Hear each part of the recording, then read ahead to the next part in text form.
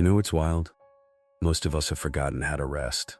And I'm not talking about the kind of rest where you collapse on the couch after a 12-hour day and stare at the ceiling wondering why you're still exhausted.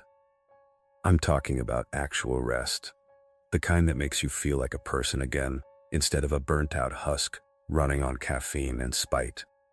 Because here's the thing, resting is an art. And most of us, we're terrible artists. We think we're resting, but really we're just less busy.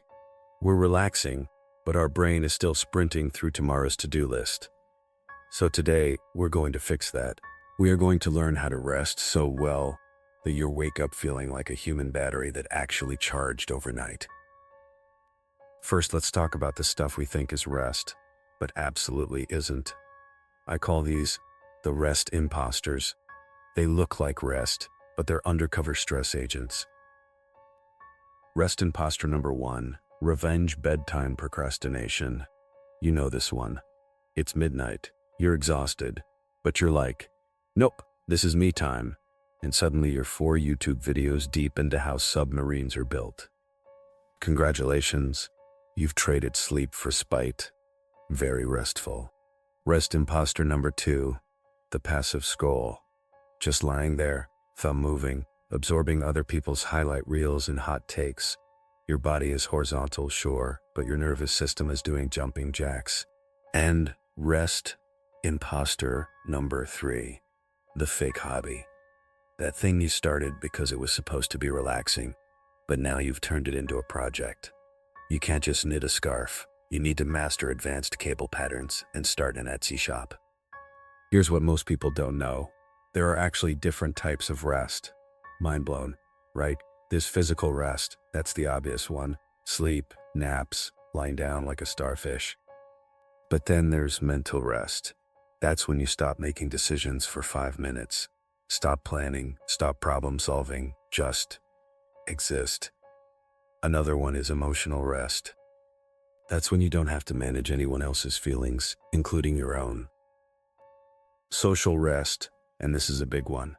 That's when you get a break from people, even people you like, especially people you like actually. Sensory rest? Turn off the lights, lose the noise, quit assaulting your eyeballs with blue light at 11 p.m. And creative rest. Just consuming beauty without needing to produce anything. Novel idea in the era of content creation, huh? So, how do you actually do this? How do you rest like it's an Olympic sport and you're going for gold? Step 1, you've got to give yourself permission. This is the hardest part. We've been brainwashed to think rest is earned, like you have to suffer enough first to deserve it. Nope. You're a living creature. Rest is a basic biological need, not a prize for good behavior. Step 2, make it intentional. Don't just collapse into rest as a last resort when your body literally shuts down. Choose it, schedule it, Tuesday 6 p.m. Do absolutely nothing of value. Put it in your calendar like it's a meeting with your future functional self. Step 3, protect it like it's made of gold. Because it is. Someone wants to schedule something during your rest time. Sorry, I have a prior commitment. That commitment is you not losing your mind. And step 4, experiment. Rest isn't one size fits all. Maybe you need silence.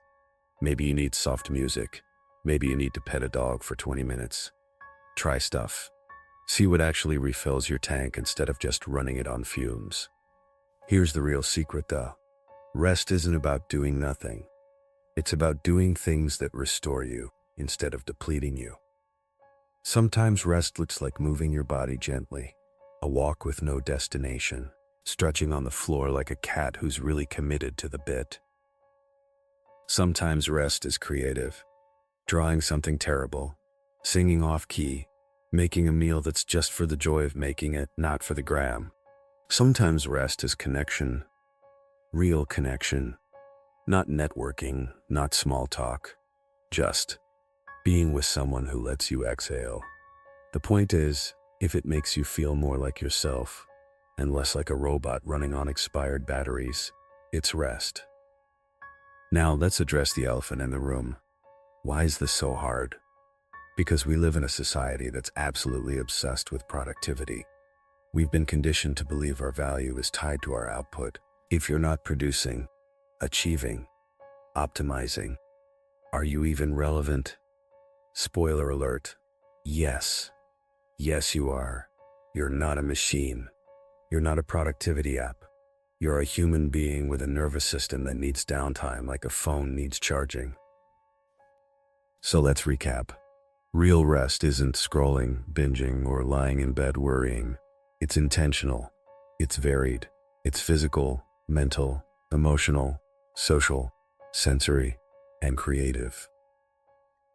And most importantly, you don't have to earn it. You're not lazy for needing it. You're smart. The art of rest isn't about doing nothing. It's about doing the right nothing. The kind of nothing that fills you back up so you can show up as the person you actually want to be, not the exhausted zombie version who snaps at people in grocery store lines. If this made you realize you haven't actually rested in months, hit that subscribe button and join the club of people trying to be functional humans. Drop a comment and tell me, what's your favorite way to actually rest?